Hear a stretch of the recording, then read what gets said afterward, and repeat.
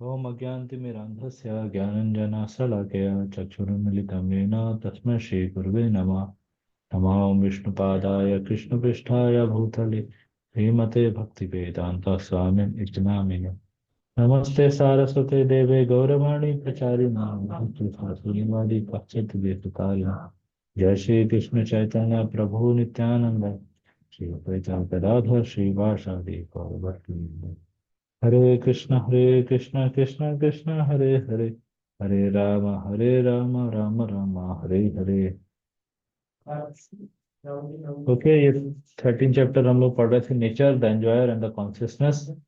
काफी deep chapter थे, इसमें कॉन्सेप्ट भी मतलब कंफ्यूजिंग और थोड़ा सा डेप्थ ज्यादा है इनका। स्टिल हम लोग प्रयास करते हैं इसको अच्छे से समझने का।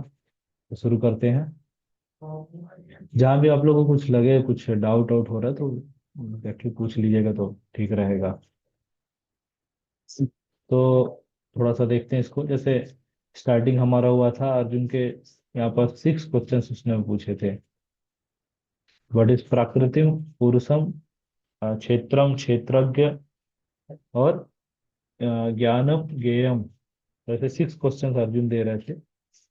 प्रकृति मटेरियल नेचर, पुरुष द एंजॉयर, क्षेत्रम लाइक फील्ड, एंड क्षेत्रज्ञ क्षेत्रज्ञ क्षेत्रज्ञ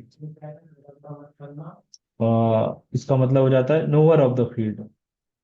फिर उसके बाद हमने यहाँ पर 2 क्वेश्चन, ज्ञानम और गेयम। ज्ञानम मतलब हो जाता है नॉलेज, एंड गेयम मतलब हो जाता है ऑब्जेक्ट ऑफ नॉलेज। तो इसके जस्ट यहीं पास हमको आंसर मिल रहा था कि प्रकृति मतलब पुरुष। तो इसके कुछ कुछ आंसर यहाँ पर भगवान दे रहे थे। यहाँ पर से जैसे रीड करेंगे ये। The personality of God had said, body body is called the field, and who know one who knows this body is called the knower of the field। तो इसमें दो हाँ, यहाँ पास से कुछ जो आंसर मिल रहे थे। सबसे पहले इस श्लोका से हमको मिल रहा था कि जो क्षेत्र है, क्षेत्र का मतलब जो फील्ड, जो अभी पहले पहले श्लोका फर्स्ट श्लोका में ट्रांसलेट किया गया था, तो उसका मतलब हो गया बॉडी से। और फिर क्षेत्रज्ञ कौन है, नोवर ऑफ द फील्ड। तो इसके लिए बताया गया दो लोग हैं knower. Like first one is जीवात्मा, और दूसरा है परमात्मा, living entity, and the spirit soul, और ना spirit not spirit soul, living entity and जो परमात्मा है द सुपर सोल जिसको बोला जा रहा है, या कृष्णा बोल सकते हैं। कृष्णा तो जीवात्मा सोल हो गया, एंड कृष्णा या परमात्मा, तो वो हो गया क्षेत्रज्ञ, नोअर ऑफ द फील्ड। तो ये हमको दो आंसर मिल गए थे। फिर नेक्स्ट जो श्लोका में था उसमें आ रहा था कि you should understand that I am also. ओ इधर पास हो गया ये, नोअर ऑफ द फील्ड। हाँ, यहाँ पास था। यहाँ पर फिर भगवान बता रहे थे।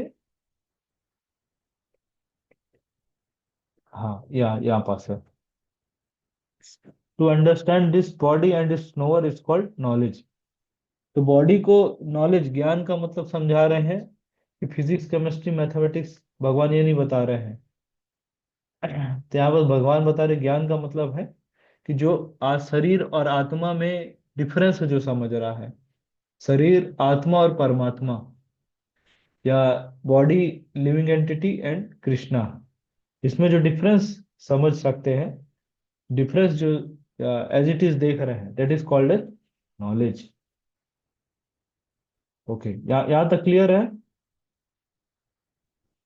फिर आप देखेंगे यहाँ पर 5th श्लोका में भगवान शास्त्रों के माध्यम से बता रहे थे। ऐसा नहीं कि मतलब कि हम अपने मन से कुछ बोल रहे हैं। भगवान कह रहे हैं कि ऐसा नहीं कि मैं मतलब ऑल्दो कृष्णा इज जगत गुरु, कि हमेशा मतलब सारा नॉलेज कृष्णा ही दे रहे हैं। बट स्टिल यहाँ पर आप देखेंगे कृष्णा कह रहे हैं कि क्या प्रीवियस जो वेरियस सेजेस का भी यही मत है वैदिक राइटिंग में। इवन वेदांत सूत्र जो वेद व्यास जी ने लिखा है, उसमें भी यही सब चीजों का मेंशन किया है। हमारे पर्सनल इसमें है कि जब भी हम लोग स्पिरिचुअल नॉलेज का बात करते हैं, we should quote the authority. ऐसा नहीं कि होते, spiritual knowledge is not like मेरा मुझे ऐसा लगता है, मेरे हिसाब से ऐसा होता है। समटाइम्स जो स्पीकर है वो अपने पर्सनल रियलाइजेशन ज्यादा बताते हैं in the name of Bhagavad Gita class. तो वहां पर है कि अपने पर्सनल रियलाइजेशन का कोई वैल्यू नहीं है, आज कुछ रियलाइजेशन कल चेंज हो जाएगा। लेकिन जो व्यास देव ने जो भगवत गीता दिया या वेदांत सूत्रा दिया, जो स्क्रिप्चर्स दिया, 5000 ईयर से वो भी एज इट इज ही है, अभी कुछ चेंजेस नहीं हुआ है। तो इस कारण से पर्सनल मतलब रियलाइजेशन का इसमें वैल्यू नहीं होता है। We should always speak on the basis of on the authority of shastras. जिससे हम एग्जाम्पल से समझ सकते हैं कि कृष्णा हिमसेल्फ शास्त्रों के बेस पे बोल रहे हैं, वो पर्सनली कुछ ऐसा नहीं बोल रहे हैं। फिर जहाँ पर से जो नेक्स्ट श्लोका में आ रहा था,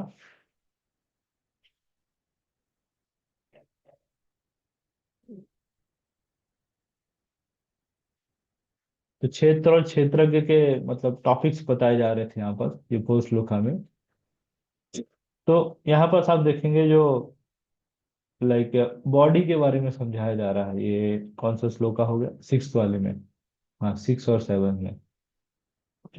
तो 6 श्लोका में आप देखेंगे, महाभूतानि अहंकारो बुद्धिर अव्युक्तम एव च इंद्रियाणि दस्यकम च पंच चेन्द्रिय गोचरा।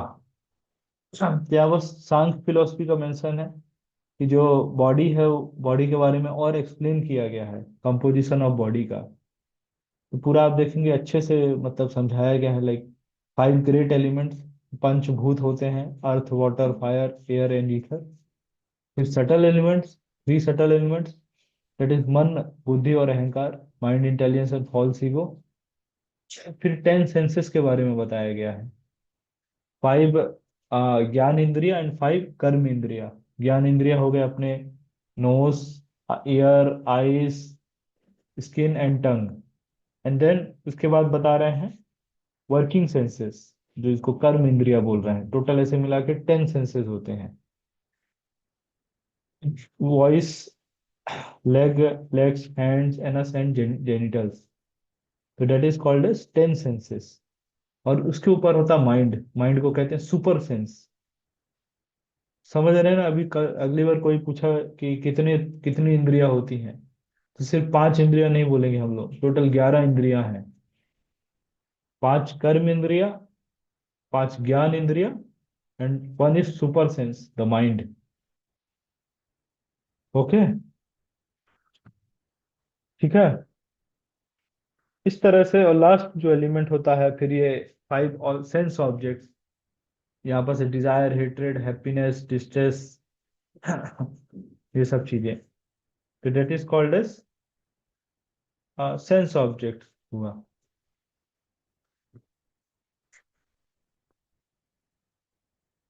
और ऐसे टोटल मिलके मतलब 24 एलिमेंट्स बनते हैं। और लास्ट में यहाँ पर दिया प्रधान, द लाइफ सिम्टम, जो आत्मा के बारे में जो बोला जा रहा है। अच्छा। तो वो हो जाता है टोटल ऐसे 24 एलिमेंट्स होते हैं। इसको कहते हैं सांख्य फिलोसफी, एनालिटिकल स्टडी। जैसे एनालिटिकल स्टडी में क्या होता है कि हम कुछ भी चीज, जैसे मान लीजिए इस बुक का हमको एनालिटिकल स्टडी देखना है, कैसा है, क्या क्या चीजें हैं। ओके, तो हम देखेंगे बुक का मतलब लेंथ ब्रेथ क्या है, चौड़ाई क्या है, पेजेस कितने हैं, पेज का क्वालिटी क्या है, मतलब इसको विभाजन कर करके देखेंगे। That is called as analytical study. इसका फॉन्ट कौन सा यूज किया गया है, कलर कौन कौन से उपयोग किए गए हैं, इस तरह से फ्लो चार्ट कितने आए, ये सब। तो that is called as analytical study. तो वैसे ही बॉडी का एनालिटिकल स्टडी किया जा रहा है, वो इसको कहा जाता है सांख्य फिलोसफी। इसको सांख्य योग भी कहते हैं। ठीक है। फिर आप देखेंगे यहाँ पर से शुरू हो रहा है,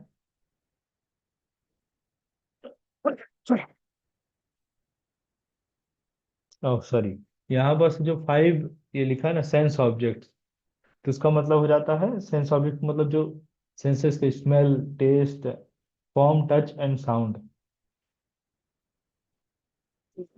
फिर ये मतलब नेक्स्ट श्लोका का ट्रांसलेशन और थोड़ा सा मिक्स हो गया। सेवन श्लोका का है, यहाँ पर से शुरू हो रहा है।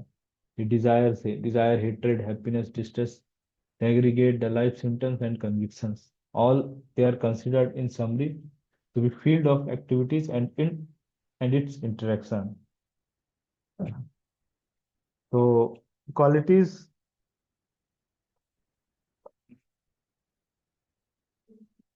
मतलब जैसे हैप्पीनेस हुआ, दैट इज कॉल्ड एज सुखम। डिस्ट्रेस दुखम, जो 24 एलिमेंट्स का साथ जो हमने एग्रीगेट यहाँ पर जो दिया है।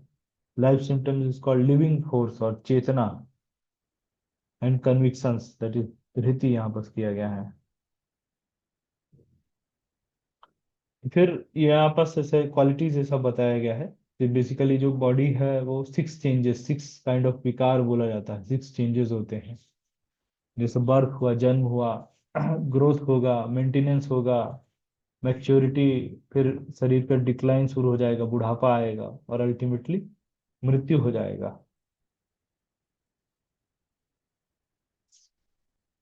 ठीक है। तो अब जो कॉन्सेप्ट था, हमने सबसे पहले जो हमारे जर्नी इस चैप्टर के लिए शुरू हुआ, तो सबसे पहले हमको किस चीज, जैसे सिक्स क्वेश्चंस अर्जुन के थे। ठीक है।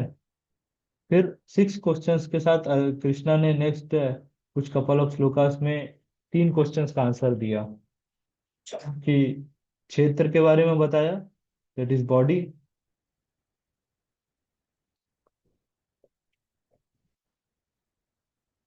और क्षेत्रज्ञ, दैट इज,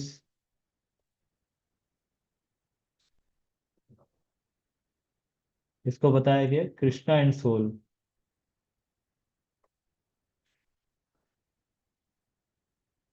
ये हो गया क्षेत्रज्ञ। और इस दोनों को, मतलब जो नॉलेज को कहा जाता है, मतलब इन दोनों में जो डिफरेंस है, जो इनको जानता है, क्षेत्र और क्षेत्रज्ञ को, दैट इज कॉल्ड एज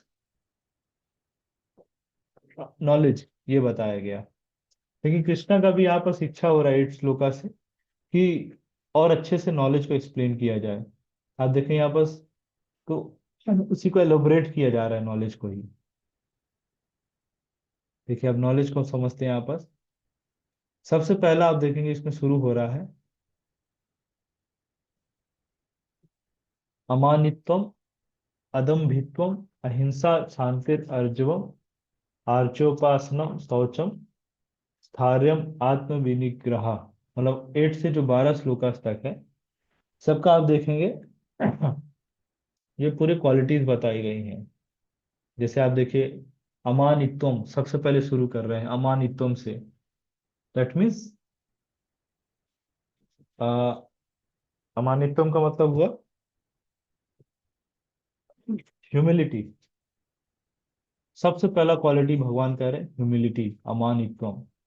फिर आप देखेंगे pridelessness, non violence, and tolerance, simplicity, सरलता ही वैष्णवता है, approaching a bona fide spiritual master, cleanliness. कुछ क्वालिटीज को समझते हैं, फिर आगे बढ़ते हैं। सबसे पहले देखिए, कृष्णा को क्या है, सबसे अच्छा क्या लगता है, ह्यूमिलिटी। सबसे पहले इसलिए कृष्णा ने इस श्लोका में पॉइंट आउट किया, अमानित्वम, ह्यूमिलिटी। अब ह्यूमिलिटी किस व्यक्ति में कितना है, कैसे समझ सकते हैं, कौन है हम्बल है। जनरली देखिए, सब फर्स्ट टाइम कोई भी मिले, कितना कपटी कुछ भी व्यक्ति हो, बिल्कुल ऐसे ही हम्बल बने रहते हैं। और स्पेशली देखेंगे कि जो लोग ज्यादा, मतलब हिपोक्रेट टाइप के हैं, वो लोग ज्यादा अपने आप को हम्बल शो करते हैं। किंतु फर्स्ट मीटिंग तो जान नहीं सकते हैं कि कैसे हम्बल, क्या कौन क्या है। तो ह्यूमिलिटी का सबसे अच्छा लक्षण है, उसमें कहा जाता है निंदा आदि शून्यम। ये आता है नेक्टर ऑफ इंस्ट्रक्शन में। निंदा मतलब क्या हो जाता है, क्रिटिसिज्म। सबसे पहला गार्ड क्वालिटी है ह्यूमिलिटी का, सिम्टम ही है निंदा आदि शून्यम। मीन्स फ्री फ्रॉम क्रिटिसिज्म, किसी दूसरे का, मतलब पर निंदा और पर चर्चा। तो ये सब चीजें नहीं होना चाहिए। ये सिम्टम है ह्यूमिलिटी का। समटाइम्स हम लोग देखते हैं कि किसी से कभी भी ऐसे व्यक्ति से मिल रहे हैं, वो व्यक्ति शुरू हो जाते हैं, मेरे घर पे ऐसा है या वैसा है, वो व्यक्ति मुझे इस तरह बोल दिया, इस तरह से, मतलब सो एंड सो फोर, इस तरह से चलता रहता है। दैट मीन्स कि निंदा वहां पास है।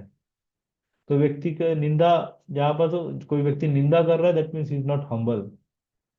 This is the first quality. इससे आप चेक कर सकते हैं कि कितना कोई व्यक्ति ह्यूमिलिटी है, कितना वो निंदा से दूर रह रहा है। जब दो लोग मिलते हैं तो किसी दूसरे का ही चर्चा करते हैं, है ना। ये मटेरियल वर्ल्ड में हम लोग देखते हैं। लेकिन जब दो डिवोटीज मिलते हैं, वो भी किसी दूसरे का ही चर्चा करते हैं, किसी तीसरे का ही चर्चा करते हैं। बट वो तीसरा कौन होता है? कृष्णा। भगवान की ग्लोरीज का चर्चा करते हैं devotees. They are not in कि ये हो गया, वो हो गया, दिस दैट, ये सब चीजें, इस सब चीजों में नहीं पढ़ते हैं। They always discussing the beautiful past times, transcendental past times, ये सब चीजें देखते हैं। फिर प्राइडलेसनेस समझ सकते हैं। ईगो, ईगोइस्टिक नेचर नहीं होना चाहिए। नॉन वायलेंस, हिंसा नहीं होना चाहिए। स्पेशली मीट ईटिंग इसमें आ जाता है, नो मीट ईटिंग। टॉलरेंस समझ सकते हैं। तो ब्राह्मणास का टॉलरेंस और क्षत्रियस का टॉलरेंस को थोड़ा समझते हैं इसमें, किस तरह से होता है।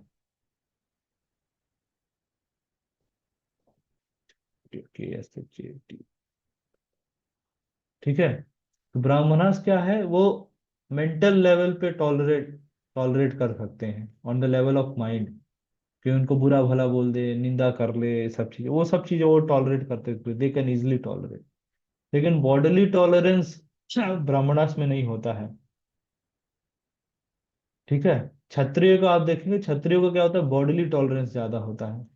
बॉडीली लेवल पे वो टॉलरेट कर सकते हैं, है ना। युद्ध युद्ध करना, किसी को पिटाई उटाई कर देना, शस्त्र चलाना, कोई मार दिया, सब सब वो टॉलरेट कर लेते हैं। लेकिन मेंटल लेवल पे टॉलरेट नहीं कर पाते हैं। एग्जाम्पल है, जब अर्जुन कह रहे हैं स्टार्टिंग में भगवत गीता में, बोले मैं संन्यास लूंगा, कृष्णा ने इमिडिएटली रिजेक्ट कर दिया। बिकॉज अर्जुन वॉज अ क्षत्रिय। भाई संन्यास लेके ब्राह्मण क्या भाई मांग के खा रहा है। और मांगना मतलब कितना अपमानजनक वाली बात है ना, किसी से मांगना पड़ रहा है। तो क्षत्रिय क्या है वो, भाई सम्मान है हमारा। तो अर्जुन को यही कृष्णा समझा रहे हैं कि बोले तुम जाओगे, कोई तुमको मांग रहे हो, तुम्हारा इच्छा है कि कोई 100 रुपया दे। बोले हमारा स्टैंडर्ड है ये दान लेने का, 100 रुपये से नीचे हम लोग लेते नहीं है। कोई तुमको आगे 5 रुपए दे दिया तो भाई तुम्हारा तो वही उसी टाइम उसको पिटाई कर दोगे। So that is the level of Kshatriya. Okay. एक और एग्जांपल आता है, कर्ण का आता है। जब कर्ण, जो परशुराम मतलब सो रहे थे, तो कर्ण अपने गोद में उनको, उनका मतलब सर रखे, मतलब परशुराम कर्ण की गोद में ऐसे सर रख के सो रहे थे। उसी टाइम एक कीड़ा आता है, तो कीड़ा उसको आके मतलब कर्ण को काटने लगता है। तो काटने लगता है तो इतना मतलब जोर से काटता है कि पूरा ऐसे कर्ण की जंघा पे ऐसे छेद सा बन जाता है, और पूरा ऐसे खून बहने लगता है। तो बट कर्ण क्या है, उस सब चीजों को टॉलरेट कर लेते हैं। और जब ऐसे खून में से बह रहा था, काफी तेजी से बहने लगा, ज्यादा निकल रहा था, परशुराम जी के ऐसे बॉडी में टच होता है, तो उसका नींद खुल जाए, परशुराम जी का नींद खुल जाता है। और परशुराम जी देखते हैं कि कि कर्ण के लाइक मतलब कीड़ा काट रहा है, और कर्ण इतना देर से टॉलरेट किए हुए हैं। तो इमिडिएटली परशुराम समझ जाते हैं कि यू आर नॉट ब्राह्मण, क्योंकि ब्राह्मण इतना बॉडीली लेवल पे इतना टॉलरेट कर ही नहीं सकता है। तो that means you are not Brahman. बोले यू आर, तो ये क्षत्रियों का स्वभाव है। ठीक है। देन फिर आप देखेंगे सिंप्लिसिटी, सरलता। तो सिंप्लिसिटी का मतलब चीप लिविंग नहीं होता है, बट क्वालिटी लिविंग होता है। कई बार सिंप्लिसिटी का मतलब लोग चीप लिविंग समझ लेते हैं। स्पेशली आप देखेंगे स्कॉन डिवोटीज के जो लैपटॉप और मोबाइल देख के लोग कहते हैं अरे कैसे बाबा जी हैं, इनको तो तपस्या करना चाहिए, ये है, ये सब तो हमारे लिए है। हम लोग को आईफोन यूज करना चाहिए, महंगा लैपटॉप यूज करना चाहिए, इस तरह से। Simplicity doesn't mean cheap living, it means quality living. तो भाई जो भी इस्कॉन के डिवोटीज जो यूज कर रहे हैं, वो तो प्रीचिंग के लिए यूज कर रहे हैं ना, है। अभी ये स्टाइलिश पेन का उपयोग करके हम सेशन कर पा रहे हैं, तो अच्छा है ना ये चीज। यहाँ बैठे ही हम लोग कर ले रहे हैं, ये लैपटॉप से सेशन हो रहा है। ये तो भगवान की सेवा में यूज हो रहा है ना, कि नॉट कि पर्सनल सेंस ग्रेटिफिकेशन के लिए। तो ये फिलॉसफी बेसिकली लोग सब समझते नहीं है, इसलिए उस चीजों में क्रिटिसिज्म करते हैं। जैसे प्रभुपाद जी से एक बार है सीन है कि प्रभुपाद जी से आगे कह रहे हैं, एक रिपोर्टर बोले कि स्वामी जी आप तो साधु हैं, आपको तो इतना सब सिंपल होना चाहिए, आप इतनी महंगी महंगी गाड़ियों में क्यों घूमते हैं। तो प्रभुपाद ने कहा कि अरे भगवान के भक्तों को तो सोने के रथ में बैठा के घूमना चाहिए, मतलब घुमाना चाहिए। ये तो हम लोग का कृपा है कि हम ये टीन के डिब्बों में घूम रहे हैं। ये तो भगवान के जो भक्त उनको तो सोने के रथ में बैठा के घुमाना चाहिए। तो इस तरह से एक और आता है, प्रभुपाद जी जब ये मायापुर का मंदिर ही बन रहा था, तो डिवोटीज कंप्लेन आगे कर रहे थे, प्रभुपाद के डिवोटीज, प्रभुपाद हम लोग को क्या जरूरत है इतना महंगा महंगा मार्बल फ्लोर का, गेस्ट हाउस ये सब बनाने का। हम लोग तो क्या है, पेड़ के साधु लोग हैं हम लोग, कुटिया बना के रह लेंगे भजन कुटीर में। तो प्रभुपाद ने कहा नहीं नहीं, हम लोग को भजन कुटीर में रहना है this is not for us. लेकिन जो बाहर से जो लोग आएंगे, they are not accustom to this, मतलब सिंपल चीजों का, इतना तरह का सिंप्लिसिटी का। तो उनके लिए है कि वो लोग को भी अपॉर्चुनिटी मिले कि वो भी मतलब भगवान का भक्ति कर सके। तो ये विजन होता है साधु का। फिर आप देखिए यहाँ पर approaching a bona fide spiritual master. Spiritual life independent नहीं होता है, इसमें मस्ट हैव स्पिरिचुअल मास्टर, जिसको हम रिपोर्ट करें अपना, एटलीस्ट अपना लाइक प्रोग्रेस शेयर कर सके या सुख दुख शेयर कर सकते हैं अपना, बेसिकली मीन्स फ्रीली अपना हार्ट शेयर कर सकते हैं। Then cleanliness. तो क्लीनलीनेस को दो तरीके से बताया जाता है, एक होता है इंटरनल और एक्सटर्नल। ठीक है। तो मुझे थोड़ा सा मैं मतलब क्लीनलीनेस पे बोलने में अच्छा नहीं लग रहा, क्योंकि सबसे ज्यादा मेरी चीजें ही डिस्टर्ब रहती हैं। स्टिल कि क्लीनलीनेस जैसे इंटरनल क्या हो जाता है, मतलब इंटरनल प्योरिटी, माइंड में बैड थॉट्स नहीं आ रहे हैं, पॉजिटिव थॉट्स बने हुए हैं, दैट इज इंटरनल प्योरिटी। उसके लिए होता है हरे कृष्णा महामंत्र का चैंटिंग, चैंटिंग ऑफ हरे कृष्णा महामंत्र। तो ये सब चीज हो जाता है इंटरनल। एक्सटर्नल में हो जाता है जैसे डेली स्नान करना चाहिए। एक और बताया जाता है कि after passing stool one should take bath immediately, क्योंकि उससे पूरा होल बॉडी कॉन्टामिनेट हो जाता है। इस तरह से है, ब्रश करना चाहिए, सब चीजें एक्सटर्नल प्योरिटी में आ जाता है। मतलब आप अपना रूम साफ रखना चाहिए, सब चीजें, दैट इज एक्सटर्नल क्लीनलीनेस। अभी आप देखेंगे इसमें एक और चीज है, जैसे आप अमेरिका को देखते हैं, एक्सटर्नली तो देखिए कितना मतलब लगेगा क्लीन है व्यक्ति, साफ साफ सब जगह दिखता है, रोड वोड इतनी चमकती हुई, घर और चमकते हुए सब कुछ इस तरह से। लेकिन आप देखेंगे कि इस सबके प्लेट में क्या है, ब्लड है। और मीट ईटिंग का सबसे ज्यादा कल्चर है उधर ही है, अभी इंडिया में भी प्रोमिनेंट हो गया है। तो इन वन सेंस कि हमको लग रहा है एक्सटर्नली कि क्लीन है, लेकिन प्लेट में तो जब बोन्स हैं और ब्लड है, तो कैसे बोल सकते हैं कि क्लीन है। फिर आप देखेंगे स्टीडीनेस है, एक पेस बना रहता है, self control, renunciation of the objects of sense gratification. ठीक है, यहाँ पर लिखा है ऑब्जेक्ट्स ऑफ सेंस ग्रेटिफिकेशन।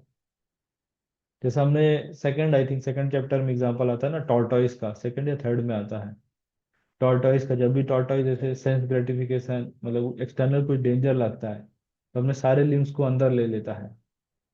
उसी तरह से जैसे सेंस ग्रेटिफिकेशन पे कुछ ऑब्जेक्ट्स आते हैं, तो जो धीर व्यक्ति है वो सब अपने सेंसेस को विड्रॉ कर लेते हैं उधर से। Then absence of false ego, the perception of evil of birth, death, old age and disease, ये सब चीजें समझना, जन्म मृत्यु जरा व्याधि, detachment, freedom from entanglement with wife children home and the rest, मतलब घर संसार में फंसे नहीं रहना, अटैच नहीं रहना अपने फैमिली मेंबर से, even mindedness and pleasant एमिड pleasant and unpleasant events, मतलब कि दोनों में, सुख और दुख में दोनों में समान रहना, constant and unalloyed devotion to me, भगवान के प्रति भक्ति, and aspiring to live in a solitary place. तो यहाँ पर सॉलिटरी प्लेस का मतलब है बेसिकली डिवोटी एसोसिएशन में, मटेरियलिस्टिक लोगों के साथ नहीं रहना, एटलीस्ट कुछ समय हमें डिवोटीज के साथ ये रहना चाहिए इन दी डिवोटी एसोसिएशन में। Detachment from the general mass of people, कि जनरल जो मटेरियलिस्टिक लोग, उनसे दूर रहना, इंपॉर्टेंस ऑफ सेल्फ रियलाइजेशन को समझना, और फिलोसफिकल सर, नॉलेज ज्ञान के माध्यम से समझना कि एब्सोल्यूट ट्रूथ क्या है, परम सत्य क्या है। लास्ट में भगवान इसको कह रहे हैं, all these I declare to be knowledge, beside this whatever there may be is ignorance. Okay, तो नॉलेज यहाँ पर डिस्क्राइब कर रहे हैं भगवान। तो हमने लास्ट टाइम देखा था ना, नॉलेज के 3 लेवल्स होते हैं, कोई बताएंगे कौन कौन से होते हैं? बताइए कौन कौन से हमने डिस्कस किया था नॉलेज के levels. Yes Sukomal ji, first level is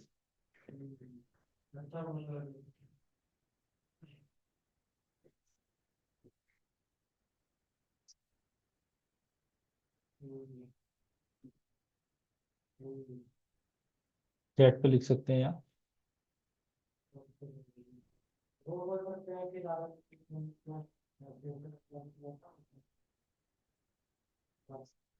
बताइए बताइए।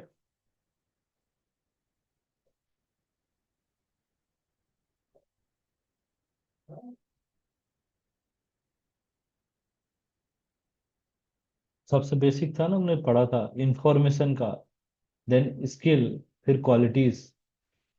इस श्लोका में आप देख सकते हैं कि भगवान ने क्या बताया है, इंफॉर्मेशन या स्किल्स? क्या लग रहा है, क्या बताया है? आप देखें भगवान क्वालिटीज का चर्चा कर रहे हैं। हम्म, ठीक है। तो नॉलेज का मतलब है क्वालिटीज बेस्ड है, ये सब इतनी क्वालिटीज है कि नहीं। याद है कि इंफॉर्मेशन स्किल तो कोई बड़ा चीज नहीं है ना, अभी चैट जीपीटी में डालिए पूरा निकल आएगा इंफॉर्मेशन।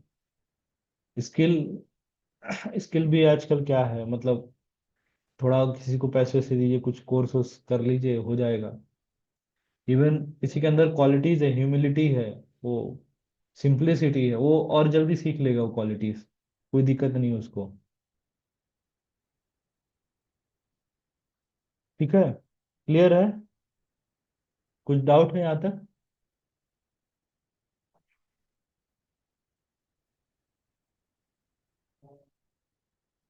Any doubts? और हम लोग कंटिन्यू करें। काफी ये डेप्थ वाले आगे चैप्टर्स हैं ये, 15 चैप्टर तो और डीप चलता है वो।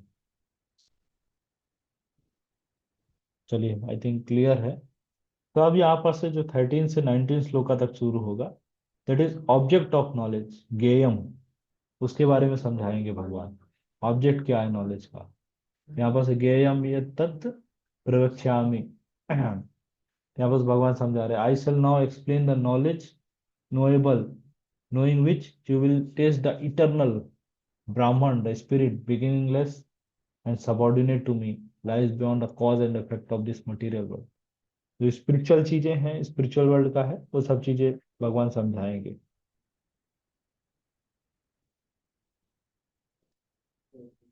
ठीक है, यहाँ पर 14 में आप देखिए उनकी क्वालिटीज बताए गए हैं। सर्वतः पानी पदम तत्, सर्वतो क्षिरो मुखम, सर्वतः श्रुतिमल लोके, सर्वम आवृत्य तिष्ठति।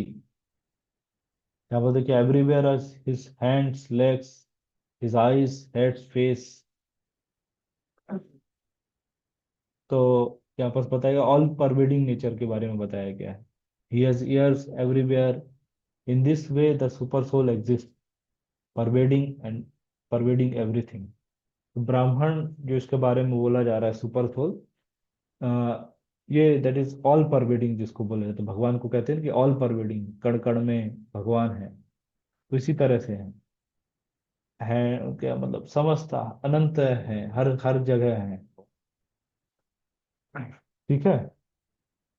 फिर आप देखेंगे सर्वेंद्रिय गुणाभासम, सर्वेंद्रिय विवर्जितम, आसक्तम सर्व चैव निर्गुणम गुणभोक्तर च। तो यहाँ पर सबसे पहला बताया जा रहा है, is the original source of all senses, yet he is without senses. सभी सेंसेस के मतलब सोर्स है, लेकिन उनका कोई पर्सनल ऐसा कुछ सेंस नहीं है ऐसा। मटेरियल मतलब क्या, मटेरियल सेंस के बारे में बताया गया है। He is unattached although he is the maintainer of all living being, he transcends the modes of material nature, and at the same time he is the master of all modes of material nature। अभी थोड़ा सा ये duality मतलब लगेगा, या paradox बोलते हैं science में, पैराडॉक्स जैसा लग रहा होगा कि यहाँ पर कह रहे हैं अनअटैच्ड है लेकिन at the same time maintainer of all living being. तो इसका आंसर है कि कृष्णा और कृष्णा की एनर्जी, दो चीजें होती हैं इसमें। पहले भी हमने इसका एग्जांपल देखा था।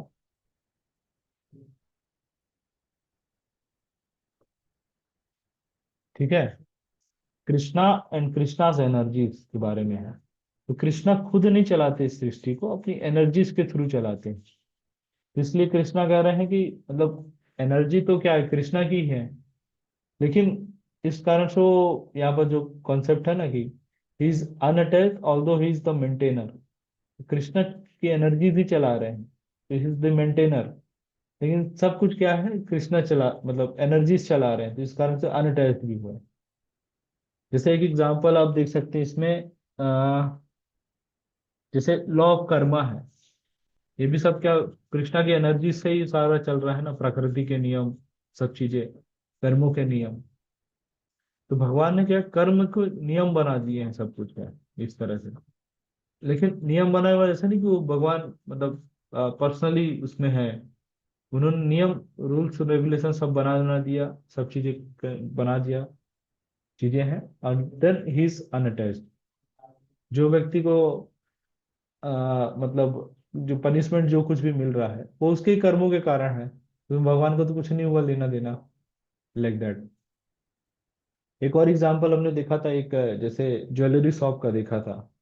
जैसे जो बड़े बड़े ज्वेलरी शॉप होते हैं, तो उसमें आप देखेंगे मैनेजर बैठते हैं, उनका ओनर कभी उधर नहीं रहता है। अच्छा। तो ओनर मतलब ओनर तो वही हुआ ना कि हिज दी, लाइक ओनर है वो व्यक्ति, मतलब ओनर जो व्यक्ति हुआ, लेकिन वो पर्सनली उधर पर प्रेजेंट नहीं है, उसके मैनेजर, दैट मीन्स उसकी एनर्जी सब कुछ चला रहे हैं। इन वन सेंस आप देखेंगे, एक पर्सपेक्टिव से देखेंगे कि ओनर ही सब कुछ चला रहा है, ही इज द मेंटेनर, वही सब शॉप का देख रहा है, सब कुछ कर रहा है। ठीक है। लेकिन दूसरे टाइम देखेंगे कि वो वहां पास तो नहीं है, उसकी एनर्जी सब कुछ चला रहे हैं, या मैनेजर्स चला रहे हैं, तो सब कुछ चीजें क्या मैनेजर चला रहे हैं, तो इस तरह से लगेगा कि ओनर को तो इधर कुछ मतलब नहीं है, वो सब तो उसके मैनेजर लोग चला रहे हैं बस, लाइक दैट। तो ये दो पर्सपेक्टिव से देखेंगे इंडिपेंडेंट होके, तो तब ये चीजें समझ में आएगा किस तरह से है। एक पर्सपेक्टिव से देख रहे हो कि he is unattached, because Krishna ने प्रकृति के नियम ये सब चीजें संसार क्रिएट किया, रूल्स रेगुलेशन इधर सब बना दिया, और कृष्णा अपना क्षीर सागर में सो रहे हैं। दूसरा आप देखेंगे, is the maintainer of all living entities, मतलब बनाने वाले वही है, कृष्णा ने फिर डेमीगॉड्स बनाए सृष्टि चलाने के लिए, सब तो इस तरह से। ओके, क्लियर है ये वाला पॉइंट। सेम सेम उसी तरह से मोड्स ऑफ मटेरियल नेचर का ही कृष्णा ने क्रिएट किए, इसलिए वो क्रिएटर ऊपर है मोड्स ऑफ मटेरियल नेचर के।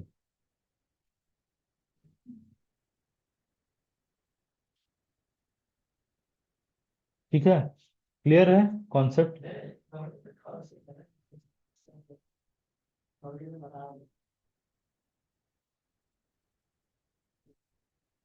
14, ओके 16 पे आ जाते हैं, हाँ। बहिरंतश्च भूतानां। फिर आप देखिए यहाँ पर supreme truth exist outside and inside of all living being, moving and non moving. सबके अंदर, आउटसाइड भी, बाहर भी है, अंदर भी है।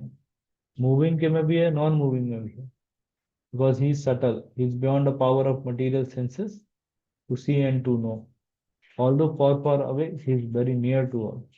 भगवान बहुत दूर भी है और बहुत पास भी है। तो डुअलिटीज इस तरह से यहाँ पर बताए जा रही हैं। ठीक है। आई थिंक जो कॉन्सेप्ट अभी समझा है ना, कृष्णा और कृष्णा के एनर्जी से, आई थिंक उसमें से आप लोग रिलेट कर पा रहे होंगे। फिर आप देखिए यहाँ पास है, although the super soul appears to be divided among all being, is never divided. मतलब कोई हर व्यक्ति में, भाई मेरे हृदय में है, आप सभी के हृदय में परमात्मा है, ये तो डिवीजन हुआ ना। हर कण में परमात्मा है, डिवीजन हुआ, लेकिन फिर भी वो एक है, never divided. Although he is the maintainer of all living entities, it is to be understood that he devours and develops all. फिर आगे देखेंगे, ज्योतिषाम अपि तद ज्योतिष is the source of all light of the luminous object. सूर्य और चंद्रमा को चमक भी कृष्णा से ही मिल रही है। हमने एक और एग्जांपल देखा था ना, एक्टिव प्रिंसिपल का। उसमें हमने देखा था ना कि गिट्टी और सीमेंट है, तो गिट्टी और सीमेंट से क्या, वो जो पर्टिकुलर जो मटेरियल बनता है, जो मसाला बनता है घर बनाने के लिए, वो बन जाएगा। आंसर हमने देखा था कि नहीं बनेगा जब तक उसमें वाटर नहीं मिलाया जाए। तो water is the active principal. तो ऐसे प्रकृति में तो सब कुछ, संसार में सब चीजें पड़ी हुई हैं। इन प्रकृति वर्क क्यों कर रही है? Because of super soul. It is the beyond the darkness of matter and it is unmanifested. His knowledge, he is the object of knowledge, he is the goal of knowledge. He is situated in everyone's heart. फिर आप 19 में आप देखेंगे, Thus the field of activity, the body, knowledge and knowable have been similarly described by me. तो अभी कौन समझ सकता है यहाँ पर? इतना सब भगवान ने समझाया, लास्ट में कह रहे हैं only my devotees can understand this thoroughly and thus attain my nature. इतना सब कुछ समझा रहे हैं भगवान, उससे कौन समझ सकता है? जो उनके भगवान के जो भक्त हैं। ओके। तो वही ये लोग इस साइंस को समझ सकते हैं, बिकॉज आप देखेंगे कि क्या है, फेथ का बहुत जरूरत होता है इसमें। और मान लीजिए इतना सारा कृष्णा समझा रहे हैं, किसी व्यक्ति को फेथ ही नहीं है, इस काइंड ऑफ नास्तिक टाइप पर्सन, उसको तो ये सब लगेगा अरे बेकार का चीजें सब समझा रहे हैं, कुछ नहीं है इसमें, लाइक दैट। तो ये चीज हो जाता है इसमें, मतलब इसमें फेथ का बहुत जरूरत है। और दूसरा एक और इसमें बताया जाता है कि भगवान की कृपा का जरूरत होता है। भगवान की मर्सी से ही और वैष्णवास का मर्सी से ही हम समझ सकते हैं इस नॉलेज को, स्पिरिचुअल नॉलेज जो भगवत गीता का है। ठीक है, क्लियर है यहाँ तक? कुछ क्वेश्चन है आप लोगों के? काफी डीप डीप टॉपिक्स थे, बट हमने प्रयास किया कि इजली समझा सके। ओके, तो यहीं तक रखते हैं फिर। ओके, निखिल प्रो, I think we can conclude. Bhagavad Gita यथा की जय, श्रील प्रभुपाद की जय। हरे कृष्णा।